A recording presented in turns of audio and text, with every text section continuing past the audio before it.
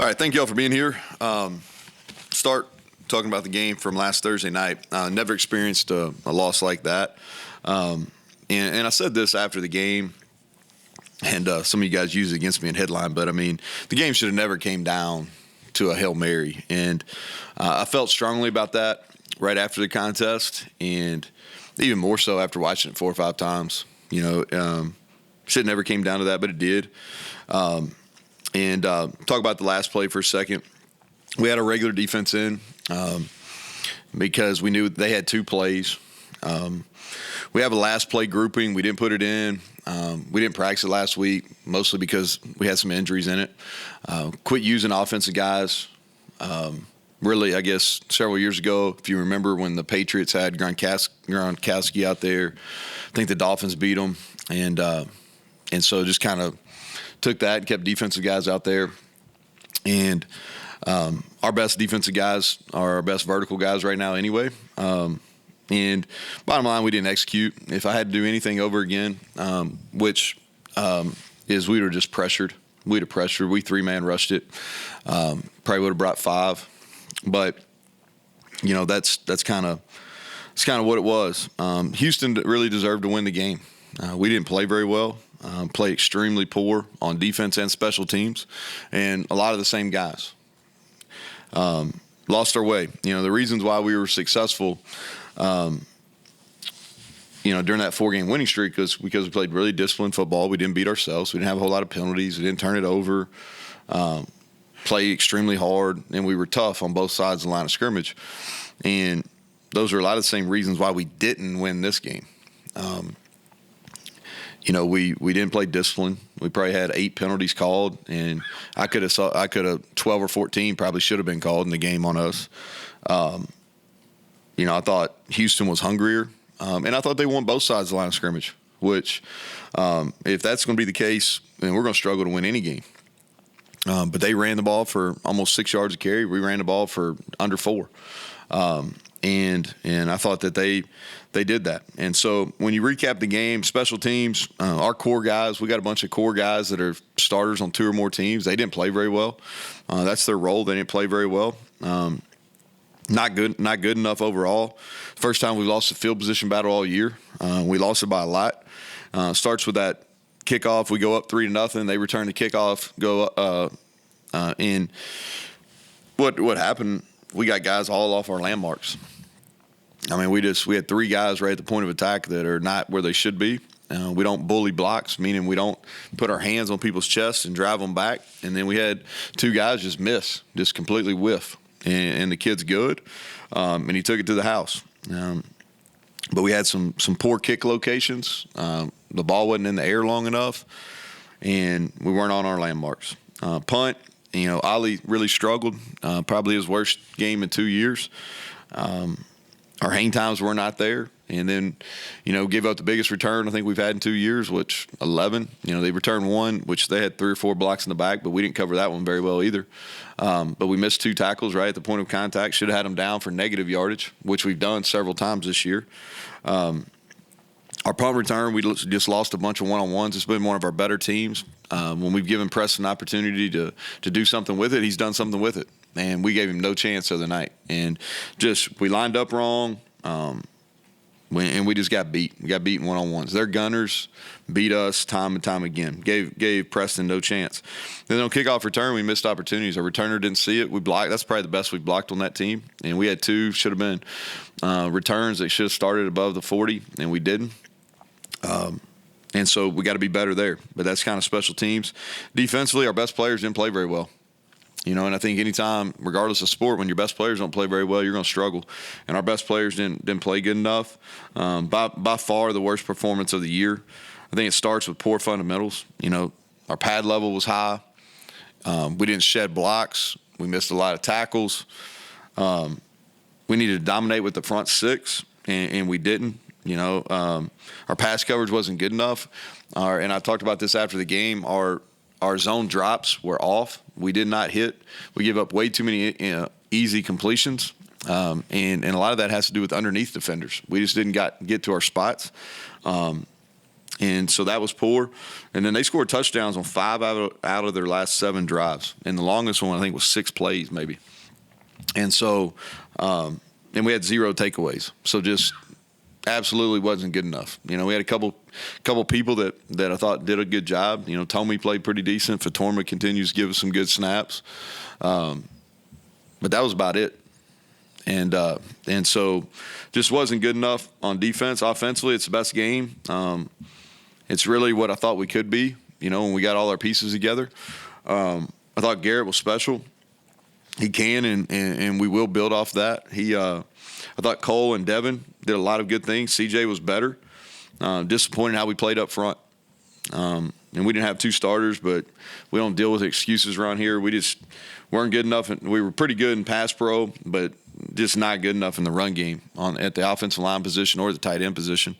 And just a lot of missed opportunities in the first half. And so felt like we could have put the game away or put it in the second and third quarter. We had opportunities, didn't do it on offense. And so, but yeah, people talk about the last play, but we had plenty of opportunities to win that game before it should ever got to that point, and we did not. And so that's where we're at. We're 2-1 in the conference now. We're 4-2, and flip the page. And I'm looking forward to it. We got started today, and I'm going to talk about that game. I'm going to answer the questions, and then I'm not going to talk about it the rest of the time. We're moving forward, and Tony will have to come up with some new material as we move through the week, and he and I do our stuff because I'm done after this press conference. And so we're going to learn from it and move on. And so with that, we'll flip the page over to Oklahoma State. I think Oklahoma State's one of the hottest teams in the country. And I really credit Coach Gundy and his staff. They had a low point. They get beat at home by South Alabama. And South's got a bunch of good athletes, but they've rebounded well. They went up to Ames, lost a close game, took a bye week, and off that bye week, they've won 2 games versus ranked opponents. Played both of them at home, and you can tell during that bye week is they went back and really simplified what they were doing on offense and defense. But just really impressed with the turnaround they've made, and you can tell they're playing with a lot of confidence right now. I think offensively, when you look at them, they're focused on running the football. And that's something they didn't do a whole lot early. They settled on a quarterback. This kid's been through the league.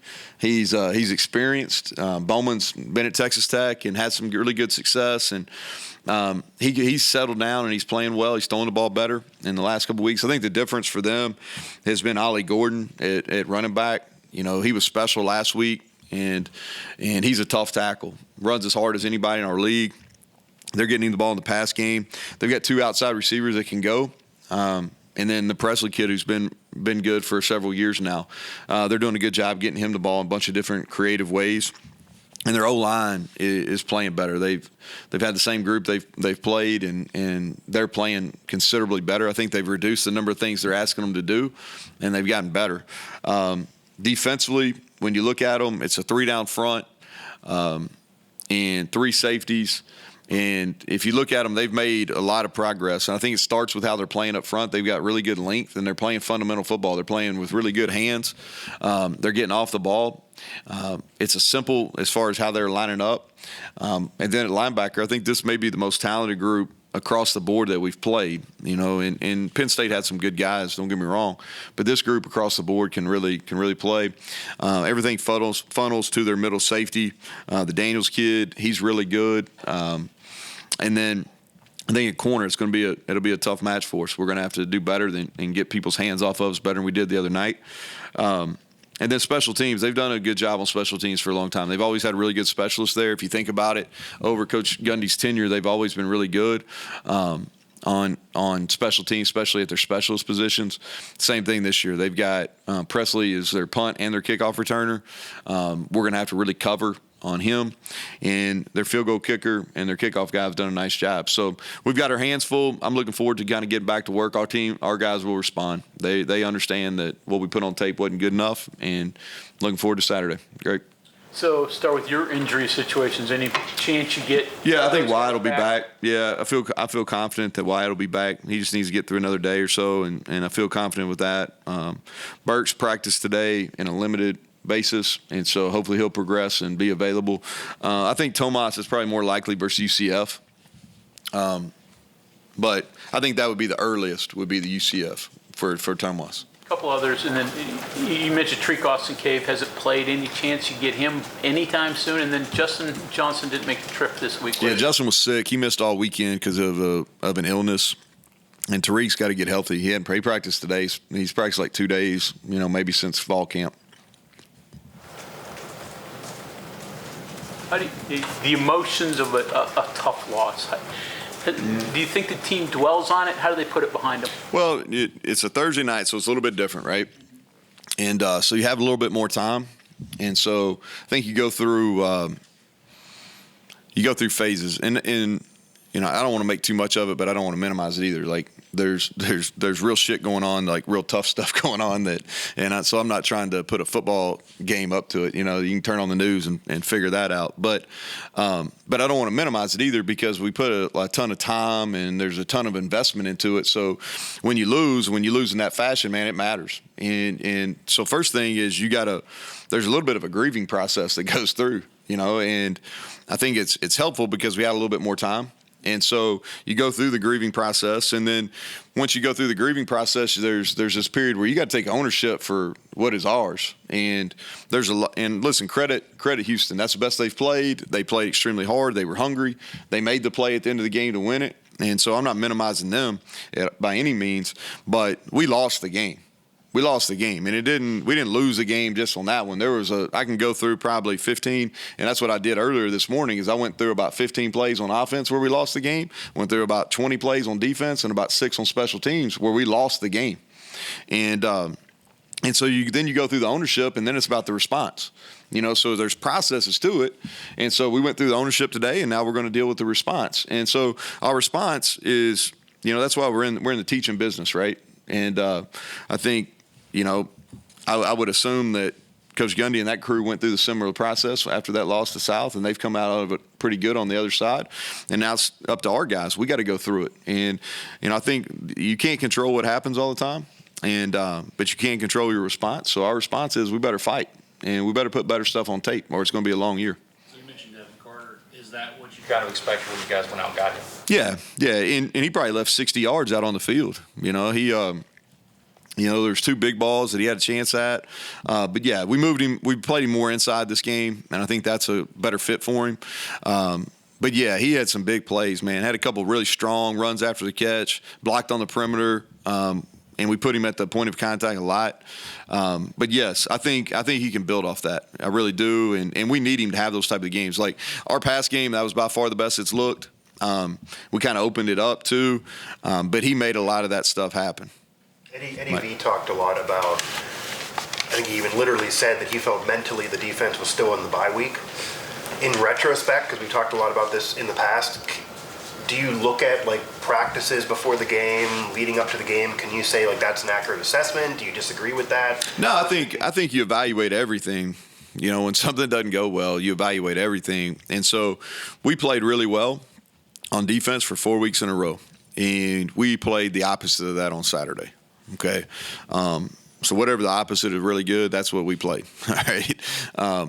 And so, I think you evaluate everything. So what I probably did a poor job of is I didn't measure our level of maturity as well as I should have. Because we played those really physical games, and I gave our guys some time off, and we did not deal very well with unstructured. And so, I think when you go back, because that's what you do, that's what I do as a leader of it. I'm responsible for it all. So first thing I do is self-reflect and look through what I should have done different. Okay, and the first things that come to mind is should have handled the bye week a little different. Probably should have stuck with our original plan, which was to practice hard on Tuesday and Wednesday. And because of some injuries and kind of where our team was, we didn't. And I think you always look back and say, okay, all right, if I could go back, and you make notes and you don't repeat the same mistake. Neal, along those lines, how much do you go back and look at situational stuff that maybe you never really even need, like an onside kicks or Hail Mary stuff, just to make sure that the play and the personnel, and again, you may never need it, but it seems like a time to circle back if you do check everything, right? Yeah, I think it's like either you or Bob asked me this question back in fall camp. It was about, we were going in our first game, and somebody asked, I think it was one of you two guys was asking, like, what's your biggest concern or whatever? And I said, like, your biggest concern is you don't cover everything, like, and there's so many things that happen in our game from a situational, there's a lot to cover. And so, yeah, I think you go back, and for us, it was a really odd situation. I think there was 7 seconds ago, which you knew you had a chance for two plays, right? And so there's a lot of different things that people can do. They can throw the outcut like they did. You can also do the hook and ladder play. And when you do the hook and ladder play, you got to make sure you're balanced, and you got to make sure you still have pursuit lanes and those things. And so we do a lot of Hail Mary practice. But we usually do it in a one-play sequence, where there's a dead ball, where you got an opportunity. And so, yeah, I think you reevaluate. Yeah, so, like, for sure, like, moving forward, we'll have to practice that with two-play series, and you live and learn. And it's like I told our guys, like, basically what I told you all at the opening of the deal, I told our guys, too, is like, hey, if I had to do that situation over again, pretty open about it, like we'd have pressured, and we'd have made him get the ball off faster. But I think you go into any game, there's things that you would have done different, and you try to be transparent with your players. We didn't execute that play, but I could have had them better prepared too. And so I don't know if that answers your question, but yeah, I think you're always learning. We try to do this every Friday. We do a situational football deal on Friday in this room.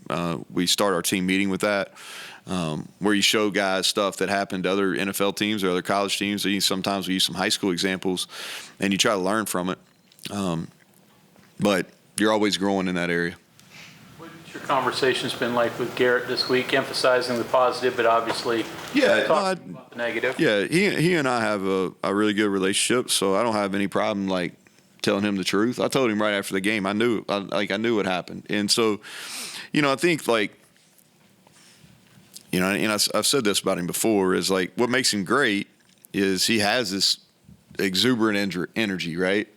I wish I had his energy, right? He doesn't have very many bad days. He's always upbeat. He's bouncing around. But also you got to be able to limit that. And what makes him great also sometimes is his Achilles heel. That's whether that's playing quarterback or that's celebrating a touchdown.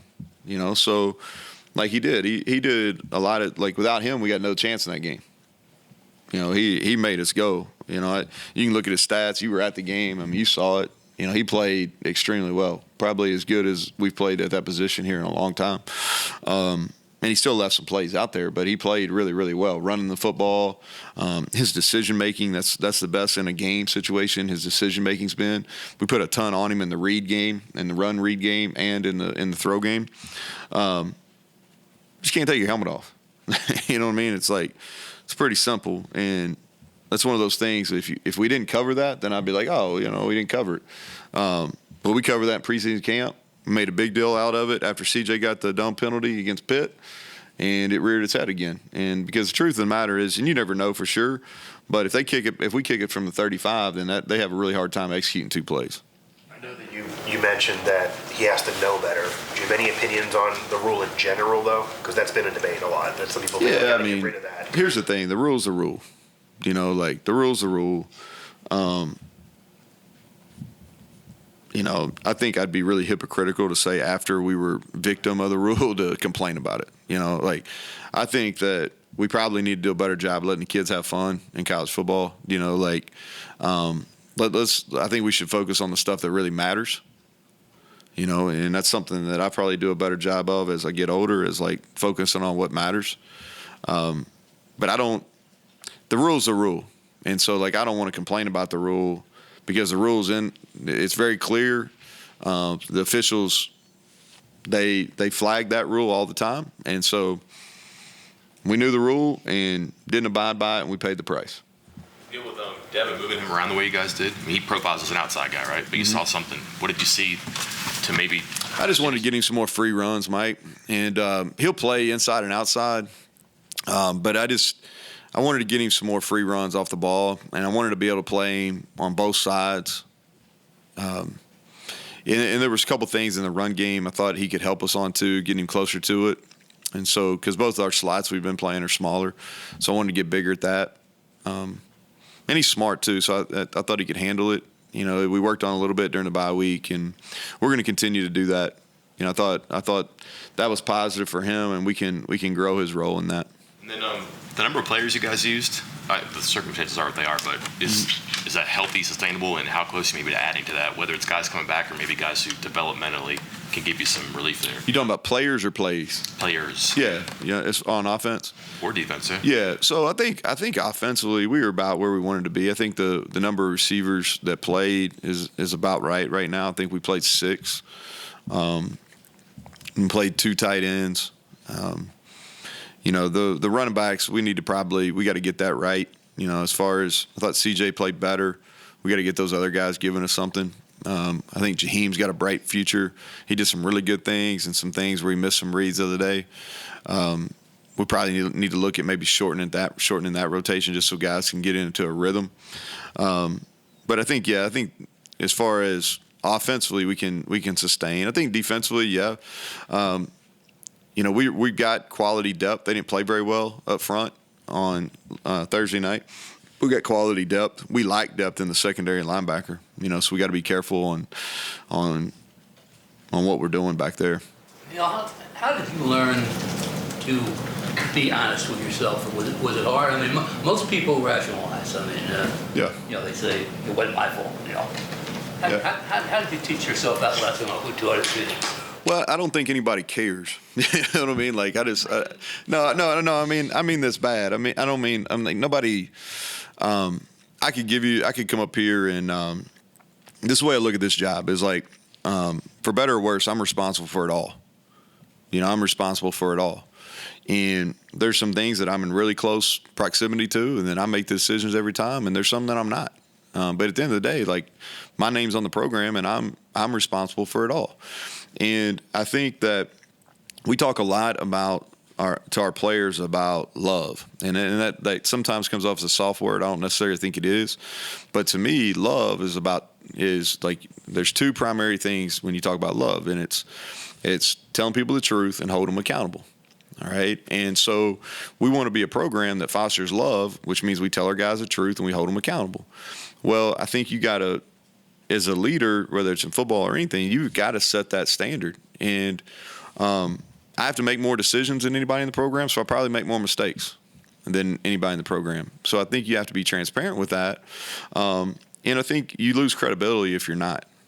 I think, and whether it's with your team or at home, whatever, like you lose credibility if you're not transparent. And so we all make mistakes. And I think that, where the root for that comes probably comes from my dad, who was a leader in a school system for a long time. He's still working 50 some years. And he taught me early on that, you make decisions and you live with them. And if you're right, give other people credit. And if you're wrong, you take the blame. And that's kind of the way I think about it. Neal, what does the pre-snap movement do for the offense? Yeah, so I think it depends on who you're playing. And so what you do is you're trying to get some looks pre-snap on pre-snap alignments. And then what you're trying to do is you're trying to get the guys moving sideways and then take their eyes off their keys. And so that's what we do it. We pick and choose. Some styles of defense, when you play them, it doesn't matter because they're going to line up regardless. It doesn't matter what personnel grouping. It doesn't matter what your motion, they're going to line up. But that's something that we've been doing for a while. We'll continue to do it. Similar? Tempo, yeah. We pick and choose. Yeah, pick and choose. We're not at a point. I think how we're made right now is, we're not going to be a team that presses the gas all the time. But, the other night we had success with it. And we'll pick and choose, like, when we're going to do it. Just comments on Mike Gundy and just what you know about him and just his career, because it's not not common to be at one place as long as he's been. It's pretty rare these days. Yeah, I think the thing that sticks out with him is how he's done it. Is because if you look, there's been some times where he won it with all offense. You know, he's won 10 games like 6, 7, 8 times, something like that, crazy. And he's done it for a really long time. He's got a really long bowl record going, but he's won it scoring high and high scoring, years and points, and he's won it being one of the top defenses in the country. So he's done it a bunch of different ways. He's done it with a bunch of different staff that are rolled in there, and I think he's stayed pretty true to himself, and he's figured out ways to change. I think, and that's why I opened that up talking about, they've been, rebounding from that game against South has been really impressive. Just when you watch it and you're like looking at it from the outside, you're like, okay. Probably to the fans, they're like, oh, they played a bad game, but to me, I look at that and the inner workings of like how you get a team back. You're like, man, that's pretty impressive. Okay, thanks, Coach. All right, thank you.